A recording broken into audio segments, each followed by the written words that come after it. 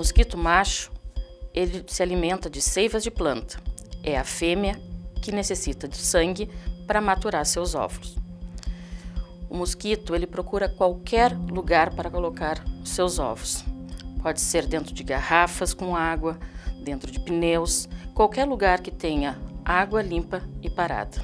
Ele, diferente do pernilongo, ele tem o hábito diurno e não é atraído pelo gás carbônico da nossa respiração. Então não costuma vir pertinho do nosso rosto, a gente não escuta aquele zunido. Esse continua sendo o pernilongo. O Aedes aegypti, ele é um mosquito urbano. Em função disso, ele acabou encontrando na nossa sociedade atual o ambiente ideal, que a gente está cada vez gerando mais lixo.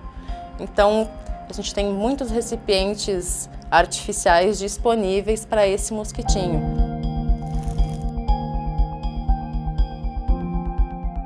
Para se prevenir, as gestantes devem usar repelentes sempre que sair de casa.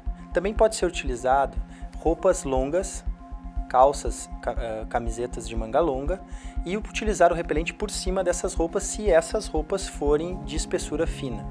Se tiver em casa, é importante colocar telas em todas as casas, manter a casa, se for possível, refrigerada e ao dormir usar o mosqueteiro. Lembrar que é importante revisar o mosquiteiro para ver se não tem um mosquito preso dentro do local. Hoje, através de um programa que está se fazendo nacionalmente, está se visitando 100% dos imóveis em todos os municípios com o objetivo maior de eliminar criadouros. E com isso a gente pede também que as pessoas recebam bem essas pessoas que estão fazendo as visitas domiciliares para eliminar os criadouros do mosquito. E esses ovos, eles ficam viáveis ali por mais de 400 dias. Então, por isso que além de retirar a água dos recipientes, deve-se pegar uma esponja e realmente esfregar para fazer uma remoção mecânica desses ovos. Senão eles continuarão ali e quando chegar a água, eles vão entrar no ciclo. É importante salientar que no Brasil, antes dessa associação e do surgimento do Zika vírus, nós tínhamos em torno de 140, 145 casos anos de crianças nascidas com microcefalia. Esse número aumentou abruptamente, hoje temos mais de 5.000 casos notificados no Brasil, com uma grande concentração no Nordeste. O fato é que nós estamos frente a uma situação de emergência em saúde pública. E essa situação de emergência em saúde pública não acontece só no Rio Grande do Sul, acontece em todo o território do Brasil e, mais recentemente, a Organização Mundial de Saúde, a OMS, também decretou um estado de emergência internacional em saúde pública frente a esse problema. Esse é um problema sério para a sociedade brasileira. São 5.000 microcéfalos que vão nascer. Muitos talvez tenham uma vida breve, outros talvez vão ter uma vida longa. É preciso criar políticas que incluam essas pessoas, que deem direito a essas pessoas terem qualidade de vida. Isso vai ter um custo muito alto para a sociedade, que vai ter que discutir essas políticas públicas, financiar espaço, financiar pesquisas. O Rio Grande do Sul hoje tem 31 casos notificados de microcefalia.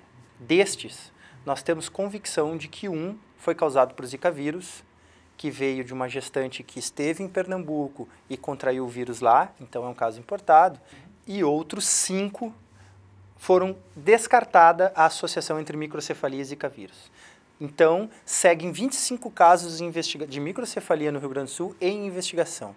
No enfrentamento do mosquito Aedes aegypti, a Secretaria Estadual de Saúde, junto com o Telesaúde da Universidade Federal do Rio Grande do Sul, criou algumas ferramentas que podem auxiliar você, cidadão, a enfrentar esse mosquito e vencer essa batalha.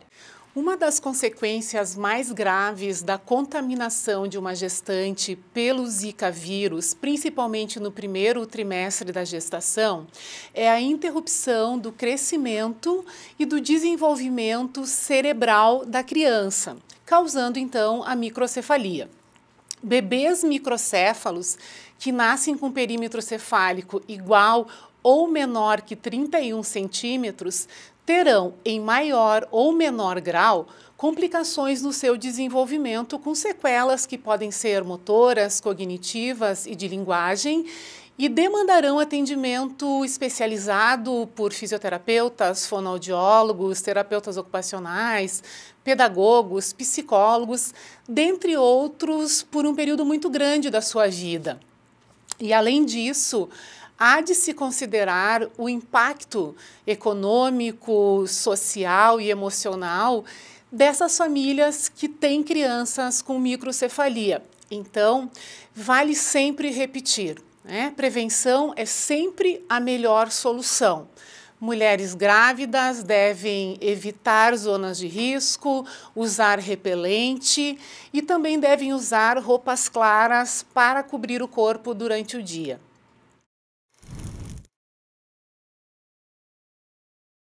Aqui na regional, que compreende 37 municípios, a gente já encontrou o vetor nos municípios de Arroio do Meio, Cruzeiro do Sul, Encantado, Teutônia, Lajeado. E houve 2 casos de doentes que ficaram doentes fora da região, né? 2 casos importados. Um em Dr. Ricardo, de uma pessoa que viajou para o norte do país, e outro caso aqui em Lajeado, de uma pessoa que foi para o exterior e voltou doente.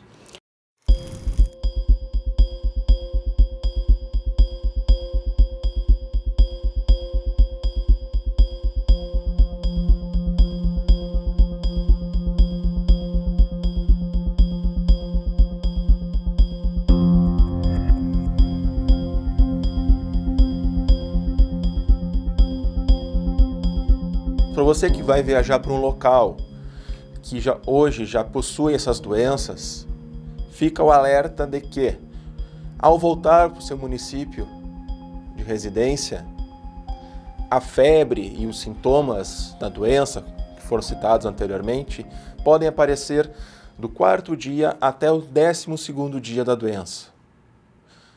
Se isso acontecer, procure seu médico.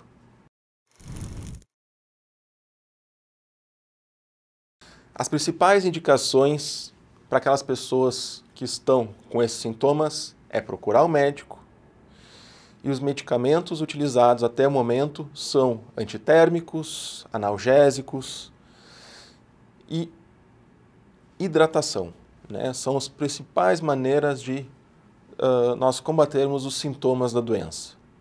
E aqui uma atenção especial, né?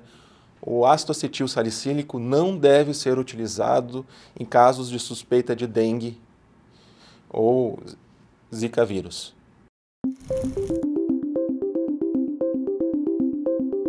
O que acontece é que a Univates, desde 2009, já vem fazendo várias atividades de controle de vetores. Uma das atividades de controle de vetores é eliminação de possíveis pontos de focos de mosquitos, entre eles do Aedes, né?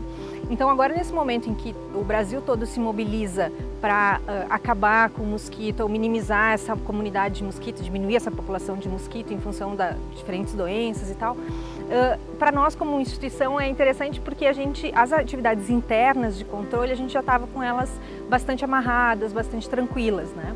Então o que se intensificou foram esses monitoramentos internos dentro da área da Univates e também alteramos um pouco a programação em termos de ensino. Ao meu ver, o olhar tem que ser mais amplo. A gente tem que conseguir sim enxergar a nossa casa como um ambiente saudável, como um ambiente livre desses focos, mas também todas as nossas ações, seja ela naquele ambiente casa, seja no nosso ambiente sociedade, seja no nosso ambiente de trabalho. Sair desse lugar comum de dizer assim, eu fiz a minha parte e a partir de agora a culpa é do outro. O outro somos todos nós.